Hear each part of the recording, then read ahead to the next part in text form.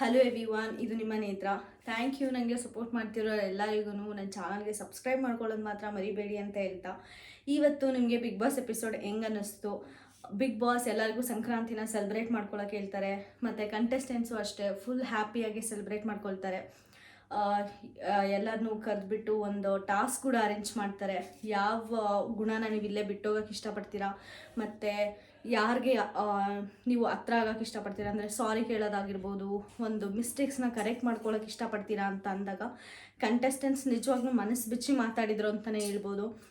Especially Karthik, ಸಂಗೀತ, ವಿನಯ್, ತನಿಷಾ ತುಂಬ genuine ಅನ್ನಿಸ್ತು. Especially Tanisha ಅವರು ಕಾರ್ತಿಕ್ಗೆ ಎಕ್ಸ್ಪ್ರೆಸ್ ಮಾಡ್ತಿರ್ಬೇಕಾದ್ರೆ ಇದನ್ನೆಲ್ಲ ನೋಡಿದ್ರೆ ನಿಮ್ಗೆ ಹೆಂಗೆ ಅನಿಸುತ್ತೆ? ಬಿಗ್ ಬಾಸ್ ಕೋಳಿ ಕೈಯೋದಕ್ಕಿಂತ ಮುಂಚೆ ಮಸಾಲ ಅರಿತಿದ್ದಾರೆ ಅಂತ ಅನ್ನಿಸ್ತಾ ಇಲ್ವಾ? ಅದು ಒಂದು ಗಾದೆ ಅನ್ವಯಿಸುತ್ತೆ. ಮತ್ತು ಅದನ್ನು ಬಿಟ್ಟರೆ ಮೇಕೆನ ಬಲಿ ಕೊಡೋದಕ್ಕಿಂತ ಮುಂಚೆ ಚೆನ್ನಾಗಿ ಮೇಯಿಸ್ತಾರಲ್ಲ, ಹಂಗಿದೆ. ಒಂದು ಲಕ್ಸುರಿ ಬಜೆಟ್ ಟಾಸ್ಕ್ ಕೊಡೋದಾಗಿರ್ಬೋದು, ಮತ್ತು ಸಂಕ್ರಾಂತಿ ಸೆಲೆಬ್ರೇಷನ್ ಅಂತ ಅವರಿಗೆ ಊಟ ಕಳಿಸ್ಕೊಡೋದಾಗಿರ್ಬೋದು, ಮತ್ತು ಒಬ್ಬೊಬ್ಬರು ಮಧ್ಯೆ ಇರೋ ಮಿಸ್ಅಂಡರ್ಸ್ಟ್ಯಾಂಡಿಂಗ್ಸ್ನೆಲ್ಲ ಫಸ್ಟ್ ಕರೆಕ್ಟ್ ಮಾಡಿಕೊಂಡು ಆಮೇಲೆ ಒಂದು ಬೆಂಕಿ ಹಚ್ಚೋ ಪ್ರಯತ್ನ ಮಾಡೋಕ್ಕೆ ಟ್ರೈ ಮಾಡಿದ್ದು ನಿಜವಾಗ್ಲೂ ವರ್ಕೌಟ್ ಆಯಿತು. ನಾನು ಬೆಳಗ್ಗೆ Tanisha makeup kit Bigg Boss ಇಸ್ಕೊಳ್ತಾರೆ ಅಂತ ಬಂತಲ್ಲ, ನಾನು ಆ ಪ್ರೋಮೋನ ಮಾಡಲಿಲ್ಲ ನಾನು ವೀಡಿಯೋನ, ಯಾಕಂದರೆ ನಂಗೆ ಗೊತ್ತಿತ್ತು ಈ ಥರ ಏನೋ ಟ್ವಿಸ್ಟ್ ಇರುತ್ತೆ ಅಂತ. ಇಷ್ಟು just secret task, in case ಇಸ್ಕೊಂಡ್ರು ಕೂಡ ವಾಪಸ್ ಕೊಡ್ತಾರೆ ಅಂತ ಗೊತ್ತಿತ್ತು. ಬಟ್ ತನಿಷಾ ಹತ್ತಿದ್ದು ಬಿಗ್ ಬಾಸ್ ನನಗೆ ಮತ್ತೆ ಕೊಡಲ್ಲ ಅಂತ ಅಲ್ಲ, ಎಷ್ಟೊಂದು ಜನ ಅದು ವಾಪಸ್ ಕೊಡ್ತಾರೆ ಅಂತ ಗೊತ್ತಿದ್ದು ಕೂಡ ಡ್ರಾಮಾ ಮಾಡ್ತಿದ್ದಾರೆ ಸಂಗೀತ ಅವರು ಕ್ಯಾಮ್ರಾಗೋಸ್ಕರ ಅಂತೆಲ್ಲ ಆಚೆ ತುಂಬ ಬ್ಯಾಡ್ ರ್ಯೂಮರ್ಸ್ ಬಂತು. ಬಟ್ ಒಂದು ಅರ್ಥ ಮಾಡ್ಕೋಬೇಕಾಗಿರೋದಂದರೆ ತನಿಷಾ ಹತ್ತಿದ್ದು ಮೇಕಪ್ ಕಿಟ್ ಹೋಯ್ತು ಅಂತ ಅಲ್ಲ, ಹಾಗೆ ನನಗೆ ಇಷ್ಟು ಮೇಕಪ್ ಕಿಟ್ ಮತ್ತೆ ವಾಪಸ್ ಬರೋವರೆಗೂ ನನಗೆ ಯಾವುದೂ ಕಂಪನಿ ಇರಲ್ವಲ್ಲ. ಮೇಕಪ್ ಕಿಟ್ ನನಗೆ ಬೆಸ್ಟ್ ಫ್ರೆಂಡ್ ಥರ ಇತ್ತು. ನಾನು ಯಾವುದೇ ಎಮೋಷ್ನಲ್ ಫ್ಯಾಕ್ಟ್ಸ್ ಬಂದರೂ ಕೂಡ ಮೇಕಪ್ ಮಾಡ್ತಾನೆ ಇಲ್ಲೇ ಹೇಳ್ಕೊಳ್ತಾ ಇದ್ದೆ ಅನ್ನೋ ಒಂದು ಸೆನ್ಸಿಂದ ಅವ್ರು ಹತ್ತಿದ್ದು. ಸೊ ಇವಾಗ ಎಲ್ಲರಿಗೂ ಕ್ಲಿಯರ್ ಆಗಿರುತ್ತೆ ಅನಿಸುತ್ತೆ. ಅವರು ಮೇಕಪ್ ಕಿಟ್ ಮತ್ತೆ ಬರುತ್ತೆ ಅಂತ ತನಿಷಾ ಅವರಿಗೂ ಗೊತ್ತು. ಅವ್ರು ಅಷ್ಟು ದಡ್ಡಿ ಅಲ್ಲ. ಬಟ್ ಆದರೂ ಜನಗಳು ಆ ಥರ ಬ್ಯಾಡ್ ರೂಮರ್ಸ್ನ ಸ್ಪ್ರೆಡ್ ಮಾಡಿದ್ದು ನನಗೆ ಇಷ್ಟ ಆಗಲಿಲ್ಲ. ಮತ್ತು ನನಗೆ ಮಧ್ಯಾಹ್ನ ಅದ್ರ ಮೇಲೆ ವೀಡಿಯೋ ಮಾಡಬೇಕು ಅಂತ ಕೂಡ ನನಗೆ ಅನ್ನಿಸ್ಲಿಲ್ಲ, ಅದಕ್ಕೆ ನಾನು ಮಾಡಲಿಲ್ಲ. ಇನ್ನು ಅದು ಬಿಟ್ಟರೆ ಸಂಗೀತ ಮತ್ತು ಕಾರ್ತಿಕ್ ಅವರು, ನನಗನ್ಸೋ ಪ್ರಕಾರ ಕಾರ್ತಿಕ್ ಏನಾದರೂ ಸಂಗೀತಾಗೆ ಸಾರಿ ಕೇಳಿರಲಿಲ್ಲ ಅಂದಿದ್ರೆ, ಅಂದರೆ ನಾನೊಂದು ಸ್ವಲ್ಪ ಒಪ್ಕೊಳ್ಳಲ್ಲ, ಒಂದು ಸ್ವಲ್ಪ ಆರ್ಗ್ಯೂ ಮಾಡ್ತೀನಿ, ಒಂದು ಸ್ವಲ್ಪ ಬೇಗ ಕೋಪ ಬರುತ್ತೆ, ಟ್ರಿಗರ್ ಆಗುತ್ತೆ. ಸೊ ನಾನು ಅದನ್ನು ಇಲ್ಲೇ ಬಿಟ್ಟು ಹೋಗೋಕೆ ಇಷ್ಟಪಡ್ತೀನಿ. ಮತ್ತು ಸಂಗೀತ ಅವ್ರನ್ನ ನಾನು ಸಾರಿ ಕೇಳೋಕ್ಕೆ ಇಷ್ಟಪಡ್ತೀನಿ. She is A good friend of mind from day one ಅಂತ ಅವ್ರು ಎಕ್ಸ್ಪ್ರೆಸ್ ಮಾಡಿಲ್ಲ ಅಂದಿದ್ರೆ, ನನಗನ್ಸೋ ಪ್ರಕಾರ ಸಂಗೀತ ಅವರು ಕೂಡ ಕಾರ್ತಿಕ್ ಹೆಸರು ತೊಗೊಳ್ತಾ ಇದ್ರು ಅಂತ ನನಗನ್ಸಲ್ಲ. ಬಟ್ ನನಗೆ ಕಾರ್ತಿಕ್ ತನಿಷಾ ಹೆಸರು ಕೂಡ ಅಸಲು ಒಂದು ಮಾತಿಗಾದರೂ ತೊಗೊಂಡು ತನಿಷಾ ನಾನು ಸಾರಿ ಆ ಥರ ಮಾಡಬಾರ್ದಾಗಿತ್ತು ಅಂತ ಕೇಳ್ತಾರೆ ಅಂದ್ಕೊಂಡೆ. ಆ್ಯಕ್ಚುಲಿ ಕೇಳಬೇಕಿತ್ತು, ಯಾಕಂದರೆ ತನಿಷಾ ಅವರೇ, ನೀವು ನೋಡಿದ್ರೆ ತನಿಷಾ ಅವರು ನನಗೆ ನಾಮಿನೇಟ್ ಅಲ್ಲ, ಟ್ರಸ್ಟ್ ಬ್ರೇಕ್ ಮಾಡಿದ್ದು ಕಾರ್ತಿಕ್ ಅಂತ ಹೇಳಿದಾಗ ತನಿಷಾ ಕಣ್ಣಲ್ಲಿ ಎಷ್ಟು ಆನೆಸ್ಟಾಗಿಂದ ಫುಲ್ ನೋವಿಂದ ಅವ್ರು ಹತ್ತರು. ಬಟ್ ಕಾರ್ತಿಕ್ ಮುಖದಲ್ಲಿ ನನಗೆ ಅದು ಕಾಣಲೇ ಇಲ್ಲ. ಓಕೆ, ಸ್ವಲ್ಪ ಎಮೋಷ್ನಲ್ ಆದರು. ಬಟ್ ಅದಾದಮೇಲೆ ಸಂಗೀತ ಸಾರಿ ಕೇಳಬೇಕಾಗಿರೋ ಸಾರಿ ಕೇಳಬೇಕಾದ್ರೆ ಅವ್ರಿಗೆ ಬಂದಿರೋ ಎಮೋಷನ್ ತನಿಷಾಗೆ ಎಕ್ಸ್ಪ್ರೆಸ್ ಮಾಡಬೇಕಾದ್ರೆ ಬರಲಿಲ್ಲ.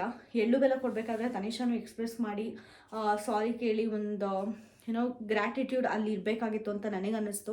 ಯಾಕಂದರೆ ಅವತ್ತು ಕಾರ್ತಿಕ್ ಮಾಡಿರೋದು ತುಂಬ ದೊಡ್ಡ ತಪ್ಪು. ಯಾಕಂದರೆ ತನಿಷಾ ಯಾವಾಗಲೂ ಕಾರ್ತಿಕ್ಗೋಸ್ಕರ ನಿಂತೇ ಇದ್ದಾರೆ, but Karthik very few times ಮಾತ್ರ ತನಿಷಾಗೆ ನಿಂತಿದ್ದಾರೆ. ಅದು ಸ್ವಲ್ಪ ನನಗೆ ಬೇಸರ ಆಯಿತು, ಅದನ್ನ ಹೇಳ್ಬೇಕು ಅಂತಲೂ ಅನ್ನಿಸ್ತು. ಮತ್ತು ವಿನಯ್ ಇತ್ತೀಚೆಗೆ ತುಂಬ ಜೆಂಟಲ್ಮ್ಯಾನ್ ಆಗ್ತಿದ್ದಾರೆ ಅಂತಲೇ ಹೇಳ್ಬೋದು. ಎಲ್ಲರ ಜೊತೆ ಇನ್ವಾಲ್ವ್ಮೆಂಟ್ ಆಗಿರ್ಬೋದು, ತೊಗೊಳ್ತಿರೋ ಡಿಸಿಷನ್ ಆಗಿರ್ಬೋದು, ತುಂಬ ಫೇರ್ ಆಗಿದೆ. ಯಾರಿಗೂ ಅನ್ಯಾಯ ಮಾಡಲ್ಲ, ಯಾರಿಗೂ ರೂಡಾಗಿ ನಡ್ಕೋಬೇಕು ಅಂತ ತೋರಿಸ್ತಾ ಇಲ್ಲ. ಮೋಸ್ಟ್ಲಿ ಮನೆಯವರೆಲ್ಲ ಬಂದು ಹೋದ್ರಲ್ಲ, ಆವಾಗ ವಿಲ್ಲನ್ ಅಂತ ಕರೆದಿರೋದು ಅವ್ರಿಗೆಲ್ಲೋ ಮೈನಸ್ ಆಗ್ತಿದೆ ಅಂತ ಮೋಸ್ಟ್ಲಿ ಅವ್ರಿಗೆ ಅರ್ಥ ಆಗಿದೆ ಅಂತ ಅನಿಸುತ್ತೆ. ಸೊ ಅವ್ರು ಏನಾದರೂ ಹಿಂಗೆ ಜರ್ನಿ ಕಂಟಿನ್ಯೂ ಮಾಡ್ಕೊಂಡು ಹೋದರೆ, ಇತ್ತೀಚೆಗೆ ಸಂಗೀತ ಅವ್ರ ಬಿಹೇವಿಯರ್ ಕೂಡ ಸ್ವಲ್ಪ ಆ್ಯಟಿಟ್ಯೂಡ್ ಮಟ್ಟಿಗೆ ಇದೆ. ಸೊ ವಿನಯ್ ಅವ್ರ ಕಾರ್ತಿಕ್ ವಿನ್ ಆಗೋ ಎಲ್ಲ ಚಾನ್ಸಸ್ ಇರುತ್ತೆ, ಅವರಿಬ್ಬರು ಹಂಗೆ ಕಂಟಿನ್ಯೂ ಮಾಡ್ಕೊಂಡು ಹೋದರೆ. ಅದು ಬಿಟ್ಟರೆ ಇನ್ನು ಲಕ್ಸುರಿ ಬಜೆಟ್ ಟಾಸ್ಕ್ಗೆ ಬಿಗ್ ಬಾಸ್ ಎಲ್ಲರಿಗೆ ಒಂದೊಂದು ಕ್ವಶನ್ಸ್ ಕೇಳ್ತಾರೆ. ಅದರಲ್ಲಿ ಮನೆಯವ್ರು ಆಯ್ಕೆ ಮಾಡಬೇಕಾಗಿರುತ್ತೆ. ಅದರಲ್ಲಿ ವಿನಯ್ಗೆ ಸೀಕ್ರೆಟ್ ಟಾಸ್ಕ್ ಕೂಡ ಕೊಡ್ತಾರೆ ಬಿಗ್ ಬಾಸ್. ಅದರಲ್ಲಿ ಯಶಸ್ವಿಯಾಗಿ ಪೂರ್ಣ ಕೂಡ ಗಳಿಸ್ತಾರೆ ವಿನಯ್ ಅವರು. ನನಗನ್ಸೋ ಪ್ರಕಾರ ತುಂಬ ಈಸಿ ಇತ್ತು. ಮೋಸ್ಟ್ ಗೆಸ್ಸಬಲ್ ಕ್ವಶನ್ಸೇ ಕೇಳ್ತಾಯಿದ್ರು. ಮನೆಯವ್ರಿಗೆ ಲಕ್ಸುರಿ ಕೊಡಲೇಬೇಕು ಅಂತ ಬಿಗ್ ಬಾಸ್ ಕ್ವಶನ್ಸ್ ಕೇಳ್ದಂಗಿತ್ತು. ನಿಮ್ಗೇನು ಅನ್ನಿಸ್ತು ಕಮೆಂಟ್ ಸೆಕ್ಷನಲ್ಲಿ ತಿಳಿಸಿ. ಇನ್ನು ಕ್ವಶನ್ಸಿಗೆ ಬರೋದಾದರೆ, ಫಸ್ಟು ಮೇಕಪ್ ಕಿಟ್ ಯಾರ್ದು ತೊಗೋಬೇಕು ಅಂತ ನನಗೆ ತುಕಾಲಿ ಸಂತೋಷ್ ಅವರು ಮತ್ತು ವರ್ತೂರ್ ಸಂತೋಷ್ ಅವರು ಕರೆಕ್ಟಾಗಿ ಹೇಳಿದ್ರು ಅಂತ ಅನ್ನಿಸ್ತು. ಬಟ್ ಸ್ಟಾರ್ಟಿಂಗ್ ನೋಡಬೇಕಾದ್ರೆ ಅವ್ರನ್ನ ಸ್ವಲ್ಪ ಕವರಪ್ ಮಾಡ್ತಾ ಇದ್ದಾರೇನೋ ಅಂತ ಅನ್ನಿಸ್ತು. ಬಟ್ ಅಗೇನ್ ಸಂಗೀತನೇ ಬಂದು ನಾನು ಜಾಸ್ತಿ ಮೇಕಪ್ ಹಾಕಲ್ಲ, it is fine for me to be without makeup ಅಂತ ಹೇಳಿದಾಗ I thought they are genuine ಅಂತ. ಅದಕ್ಕಿಂತ ಮುಂಚೆ ನನಗೆ ಕವರಪ್ ಮಾಡ್ತಾ ಇದ್ದಾರೆ ಬ್ಯೂಟಿ ಅಂತೆಲ್ಲ ಕರೆದು ಬರೆದಿರ್ತಾರಲ್ವ ತುಕಾಲಿಯವರು, ಅದು ನನಗೊಂದು ಸ್ವಲ್ಪ ಹಂಗೆ ಅನ್ನಿಸ್ತು. But he was genuine.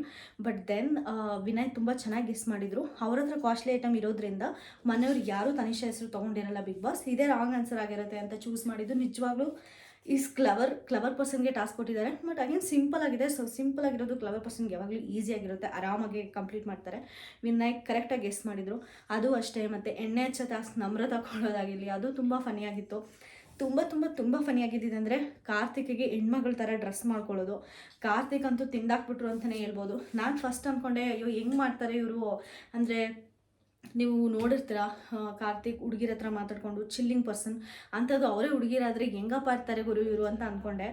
ಯಾಕಪ್ಪ ಕಾರ್ತಿಕ್ ಹೆಸರು ತೊಗೊಂಡ್ರು ಅಂತ ನನಗನ್ನಿಸ್ತು ಸ್ಟಾರ್ಟಿಂಗಲ್ಲಿ ವಿನಯ್. ಬಟ್ ಅವ್ರು ತೊಗೊಂಡಿದ್ದು, ಅವ್ರು ಫಿನಿಷ್ ಮಾಡಿದ್ದ ರೀತಿ ಎಲ್ಲ ನೋಡಿದ್ರೆ ಕಾರ್ತಿಕ್ ಏನಾದರೂ ಮಾಡ್ತಾರೆ ಅಂತ ಅನ್ನಿಸ್ತು. ಆಲ್ರೌಂಡರ್ ಅಂತ ಅನ್ನಿಸ್ತು. ನಾನು ಕಾರ್ತಿಕ್ಗೆ ಹೈಪ್ ಕೊಡ್ತಾ ಇಲ್ಲ, ನನಗೆ ನಿಜವಾಗ್ಲೂ ನನ್ನ ಜೆನ್ಯೂನ್ ಫೀಲಿಂಗ್ ಅನಿಸಿದ್ದು ಕಾರ್ತಿಕ್ ಅವ್ರ ಪರ್ಫಾರ್ಮೆನ್ಸ್ ನೋಡಿಬಿಟ್ಟು. ಮತ್ತು ತುಕಾಲಿ ಸಂತೋಷ್ ಅವ್ರಿಗೆ ರೆಸ್ಪಾನ್ಸಿಬಿಲಿಟಿ ಕೊಟ್ಟಿದ್ದು ನಾನು ನಿಜವಾಗ್ಲೂ ತುಂಬ ಹ್ಯಾಪಿ ಆದೆ. ಅವ್ರಿಗೆ ಎಂಟೈರ್ ಮನೆ ರೆಸ್ಪಾನ್ಸಿಬಿಲಿಟಿ ಅವ್ರು ಕೊಟ್ಟಾಗ. ಯಾಕಂದರೆ ನನ್ನ ಒಪಿನಿಯನ್ನು ಕೂಡ ಅದೇ.